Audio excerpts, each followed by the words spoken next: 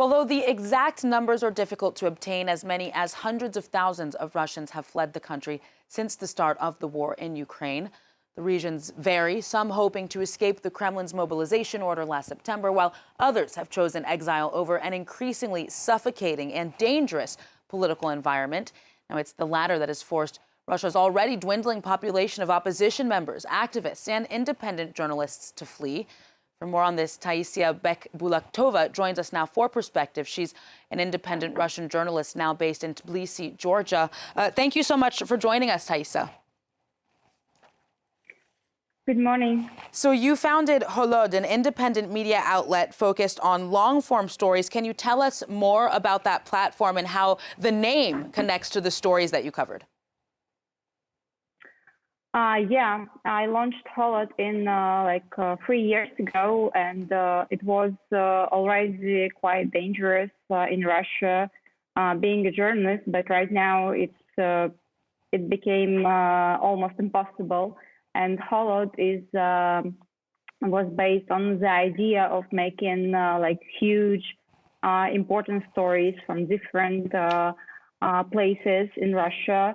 Not from Moscow or St. Petersburg, but also small towns. And we were focused on producing some true crime stories and covering violence from state and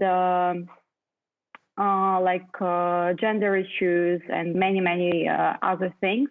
But when the war started, we mainly focused on covering the war.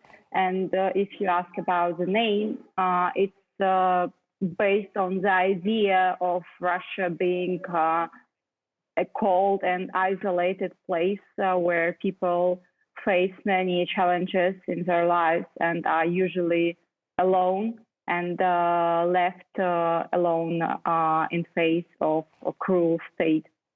So before we get to the war, was there a space for journalism focused on some of the themes that you mentioned there, violence against women, inequality, women's rights, prior to Holod? There was, of course, some great media outlets, but there was not even one media focused only on storytelling and making these huge stories and covering some topics that are usually overseen from other media. And we decided to solve that issue. And I think it was a great job, but right now it's pretty challenging to continue to do what we were doing. So what was it like for you to be an independent journalist before the war? Well, it was pretty challenging, but it was, of course, interesting, and I loved that job, and I still love it. And it didn't start to being.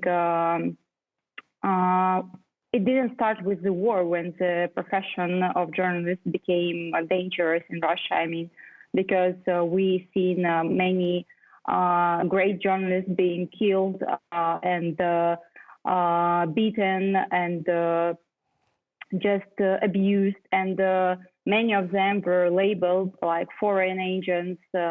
I myself am a foreign agent since last year.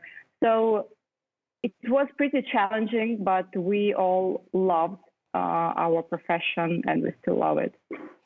You have traveled to Ukraine, if I understand properly, to report on the war. Is it difficult for you to do that there as a Russian journalist? And how do you think that your readers perceive your content on the war? Yes, I traveled to Ukraine. I was there for 3 weeks. And it was,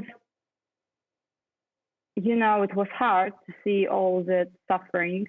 But at the same time, it was very important for me to be there at this time and to cover what's going on, because it's our country which is making all these Ukrainian people suffer. And I can't say that I faced any aggression or anything bad from Ukrainian people. There were mostly very helpful and emphatic, and they usually wanted to help.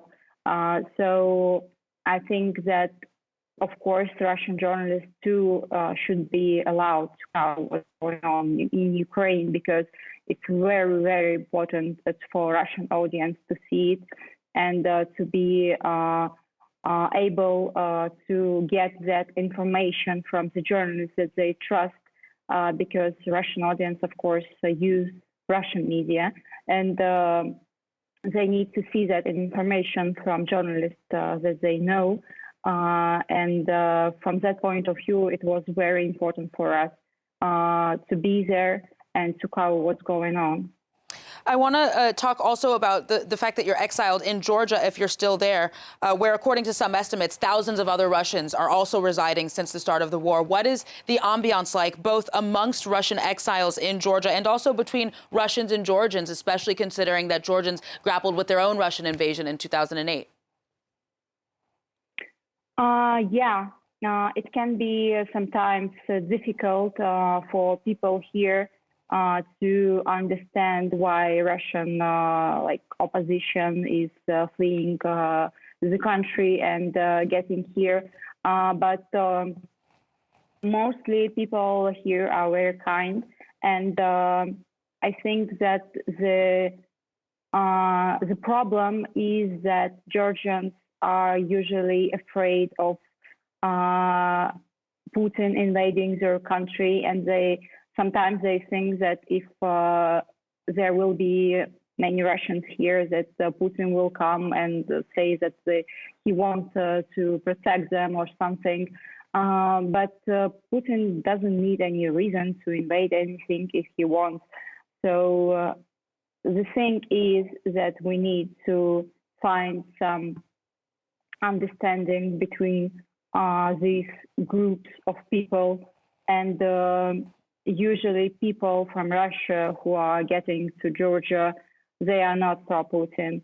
Usually these are like opposition leaders and journalists and so on. Taisia Bekbulatova, thank you very much for coming on the show today. That's unfortunately all we have time for.